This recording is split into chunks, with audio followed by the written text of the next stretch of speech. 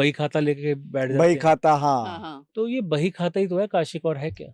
लेकिन एक चीज और बताओ, जैसे अभी हमने सोल पे बात करी कि सोल की एक डेस्टिनी होती है, ठीक है, कि वो अच्छे कर्म कर रहा है, बुरे कर्म कर रहा है, ये भी एक डेस्टिनी होती है।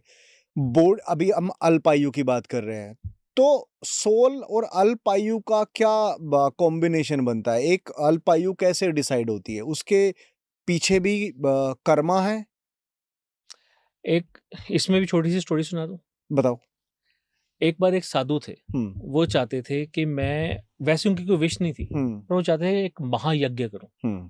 महायज्ञ के लिए वो क्या करते हैं, जितने जजमान उनके पास आते हैं ना, हम्म। उन सबसे जो भी उनको दक्षिणा मिलती है, वो थोड़ा थोड़ा थोड़ा थोड़ा सेविंग करनी शुरू करते हैं, कि जिस दिन मेरा बक्सा भर जाएगा ना, कि पता है भी महायज्ञ होगा तो बहुत खर्चा होगा, कई सारे पंडितों को बुलाना पड़ेगा, तो मैं उसके लिए पहले से आज से तैयारी शुरू करता हूँ।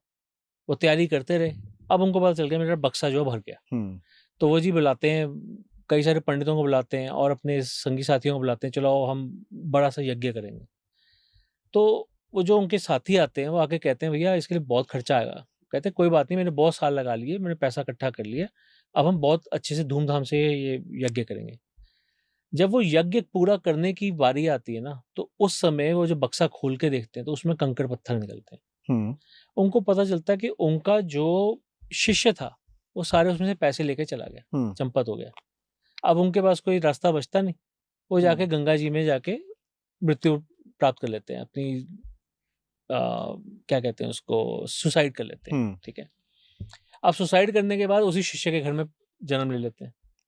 अच्छा। शिष्य के घर में जन्म ले लिया। हम्म। शिष्य जो था अब तो उसने व्यापार शुरू कर दिया, हम्म। अच्छे खासे पैसे थे, फैमिली अच्छी थी, बच्चा भी आ गया।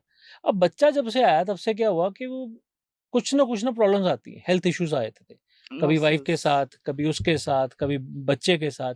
तो कहीं ना कहीं हेल्थ इश्यूज ऐसे चलते रहे कि एक टाइम पे आ गए जब वो व्यापारी बूढ़ा हो गया ना, तो उसने बोला यार कुछ नहीं बचा इसमें मेरे को ना बस अपने आप कर्म सुधारने हैं, मैंने बहुत आगे पीछे कर लिया, मेरे को ना एक बहुत बड़ा यज्ञ करना है, हम्म। और ये यज्ञ करके मैं फिर उसके बाद ना तृप्त हो जाऊंगा, तो उसके बाद मैं चला जाऊंगा। हम्म। मेरे को ये पता होगा कि अब मेरे को स्वर्ग मिलेगा।